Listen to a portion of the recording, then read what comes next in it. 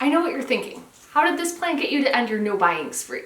Well, let me tell you. So we're out here on my porch and Christmas has just ended.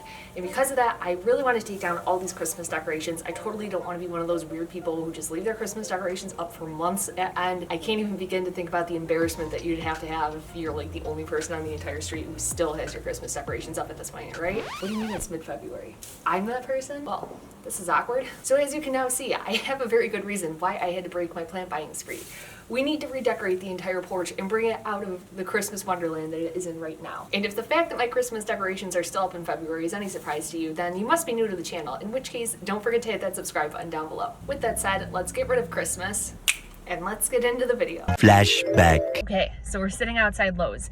This isn't any Lowe's. This is the best Lowe's in Arizona. I swear to God, I'm so excited to go inside. Just looking at what they have outside right now in the plant section, I can already tell that this is going to be a good day. Now, in full transparency, I literally just need potting soil, but okay, let's be real. We're gonna leave with more stuff. So let's go on inside.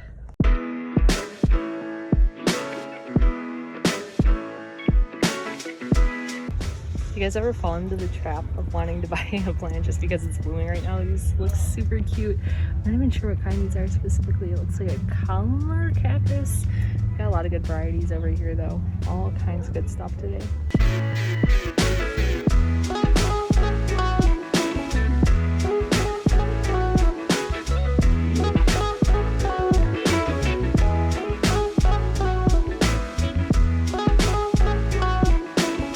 Literally every piece of land I've ever owned.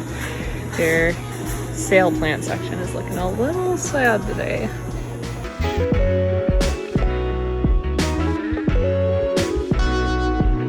End of flashback. Okay, you guys, we just made it back to the porch and we have all the plants finally unloaded, but as you can see, we now have the monumental task of repotting them. Some of these plants are old, some of them are new, none of them are brown, and our theme is blue. And we're off to the races. The first plant that we have up here is this beautiful white euphorbia, and it turns out it's actually dead. I'm not sure what type it is specifically, but I loved it so much that I couldn't bear to throw it out. I think it still looks really cool, so I just kind of repotted it, even though it's not currently living. Anyway, we're moving along. The next plant that we have here is this beautiful tall slipper plant, and I was going to repot it, but I actually just stuck the nursery pot right inside this cover pot. I found that there weren't any roots coming out of the bottom, and to be honest, I just couldn't really be bothered to do that big pot right now, so we just plopped him on in there as he is. The next plant that we have up here is this little tiny peperomia. You can't see it in this shot, but it actually has a red rim around the side of the leaves, so it's super cool and just a tiny little accent plant that I wanted to add in here. This next guy is our San Marino. I think that's what he is, the San Marino prickly pear cactus. Now, typically I am scarred from handling prickly pear cacti, so you'll see I'm being a little careful with him, but luckily this guy doesn't have too bad of prickers on here. Just kind of filtering off some of that nasty, hard, crunchy soil that was around the roots and giving him some fresh new soil in here to live and be happy inside of. That brings us into our new plant that I have. I actually scavenged this plant from the side of the road. We have these all over Arizona, and they constantly have these arms that if there's a windstorm or if a animal comes and knocks by it, it'll actually fall off. So I went and rescued this guy from the side of the road. Normally they just lay there until they die, so I figured we'd see if we could get him to root up inside of here. This guy was such a task to repot. You see, I kind of had to use the side of my wall to hold him up, and I had these industrial gloves, and the prickers kept getting stuck in my hair, but anyway, we finally made it through him and we got him potted up looking beautiful. This brings us into our next guy, and this is my cigarette cactus. If you've been here on the channel for a while, you may be familiar with this guy. He is so tall, he completely goes out of the camera frame, but he's much taller than he is. I was so careful when we were moving here. I really didn't want to break him in half, and I successfully moved him here without any issues. And then a couple days later in a windstorm, he blew over and partially cracked, although I have, as you can see, taped him up, and I think he's going to survive. I think he's going to be okay. But oh my God, I was so heartbroken. It's actually the only plant in my collection that my boyfriend absolutely loves, so we really got to take good care of him, but I think he's going to hang in there and be just fine. That brings us into the first one of these date palms. I believe it's a date palm that we're repotting here.